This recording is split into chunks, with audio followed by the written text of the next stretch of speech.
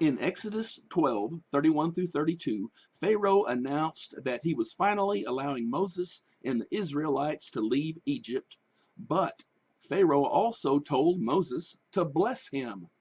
That blessing might explain why Pharaoh Tutmosis III did not drown in the Red Sea.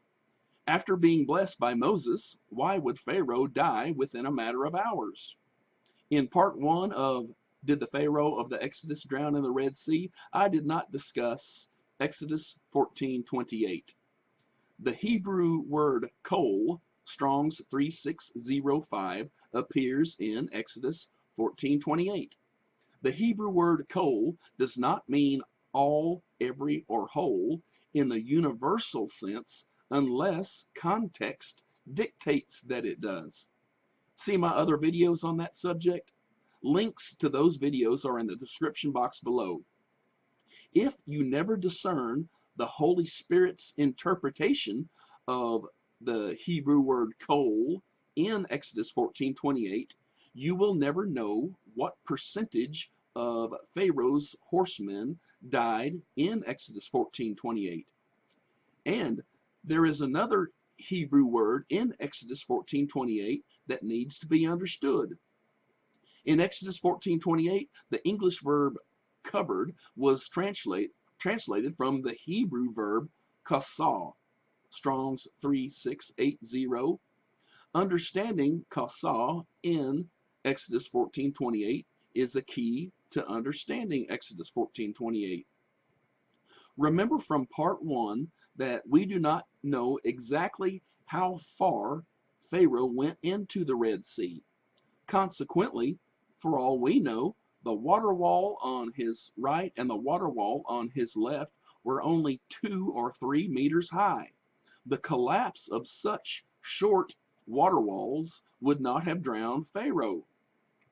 If Pharaoh, at his most far advanced point into the Red Sea, got splashed by the collapse of mere 2 or 3 meter high water walls, and consequently did not get completely covered, overwhelmingly smothered by the collapse of 100-meter high water walls, for instance, then it would be easy to understand an interpretation in which the Hebrew word kasah, Exodus 14:28, does not effectively reference the Pharaoh or any of his horsemen who did not get completely covered, kasah, by overwhelming amounts of water.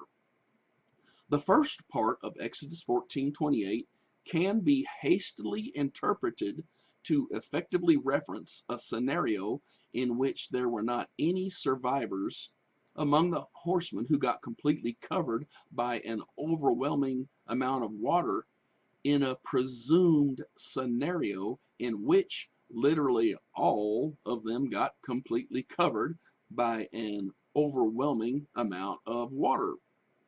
However, due to the fact that the Hebrew word kol appears in Exodus 14:28, we do not know what percentage of Pharaoh's army actually got completely covered by an overwhelming amount of water. You see the English word all in the last part of Exodus 14:28?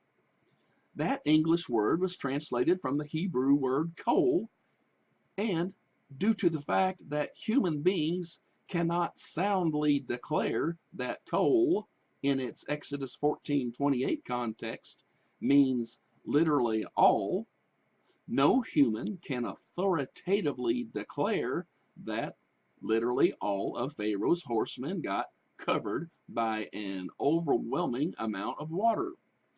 All words in English Bible translations should be placed through the fire of the original Hebrew Bible.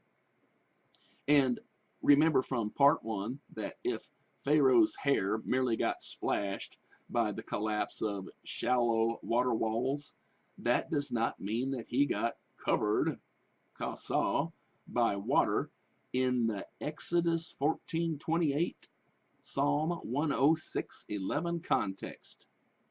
We need to understand kasah and kol in their Exodus 14:28 contexts. Coal might be the most frequently mistranslated Hebrew word in the entire Holy Bible. The Holy Bible contains multiple Bible verses that prove that the Hebrew word coal does not mean all, every, or whole in the universal sense.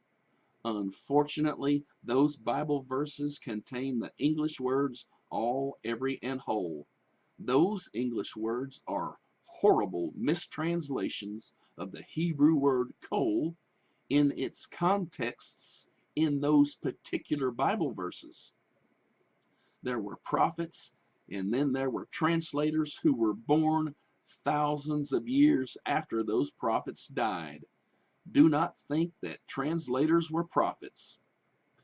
Suppose that coal in Exodus 14:28 should have been translated into the English word many. In that scenario, Exodus 14:28 would say, of many of Pharaoh's soldiers who followed them into the sea, none of them remained. And that translation could help you to understand that Pharaoh and even some of his horsemen did not drown in the Red Sea. And always remember from Exodus 12:32 that Moses blessed Pharaoh shortly before the parting of the Red Sea. The truth will set you free.